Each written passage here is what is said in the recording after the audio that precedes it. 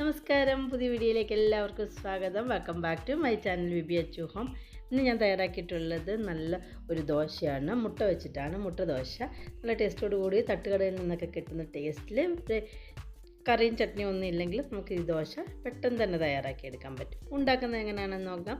ഒരു ബൗളിലേക്ക് 2 മുട്ടയാണ് ഞാൻ പൊട്ടിച്ച് ഒഴിച്ച് കൊടുക്കുന്നത്. ഇതിലേക്ക് ഒരു ചെറിയ സവാളയുടെ പകുതി ചെറുതായിട്ട് അരിഞ്ഞത് ചേർത്ത് കൊടുക്കുന്നുണ്ട്.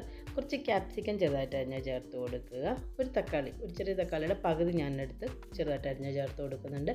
കുറച്ച് മല്ലിയില ചെറുതായിട്ട് അരിഞ്ഞത് ഇട്ട് കൊടുക്കുക.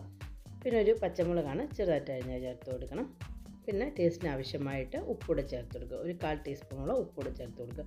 മുട്ടയ്ക്കും വെജിറ്റബിൾസിനും മാത്രമാണ് ഈ ഉപ്പ് ചേർത്ത് കൊടുത്തിട്ടുള്ളത്. ഇത് നല്ലതുപോലെ ഒന്ന് മുട്ടയൊന്ന് ബീറ്റ് ചെയ്ത് വെജിറ്റബിൾസ് എല്ലാം ഒന്ന് മിക്സ് ചെയ്തെടുക്കണം.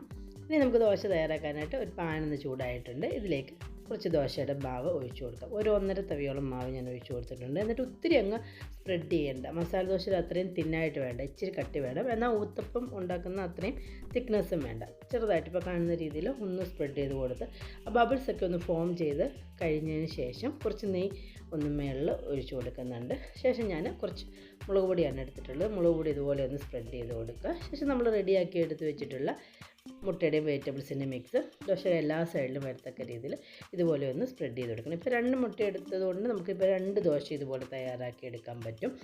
ശേഷം ഒരു മീഡിയം ഫ്ലെയിമിൽ വെച്ചിട്ട് ഒരു സൈഡ് ഒരു 1/2 മിനിറ്റ് 3/4 മിനിറ്റിനടുത്ത് സമയം കിട്ടും ഒന്ന് വെന്ത് കിട്ടാൻ. അതുപോലെ 2 സൈഡും ഇതേപോലെ വേവിച്ചെടുക്കുക. കറിയൊന്നും ഇല്ലെങ്കിലും ചട്നി ഇല്ലെങ്കിലും വളരെ പെട്ടെന്ന് കുട്ടികൾക്കൊക്കെ ഉണ്ടാക്കി കൊടുക്കാൻ പറ്റുന്ന നല്ല ടേസ്റ്റോട് കൂടിയ ഒരു ദോശയാണ്. തട്ടുകടയിൽ നിന്നൊക്കെ കിട്ടുന്ന ടേസ്റ്റിൽ നമുക്ക് വീട്ടിൽ തയ്യാറാക്കി എടുക്കാൻ പറ്റും. എല്ലാവരും ഉണ്ടാക്കി നോക്കി അഭിപ്രായങ്ങളും നിർദ്ദേശങ്ങളും കമൻറ്റ് ചെയ്യുക.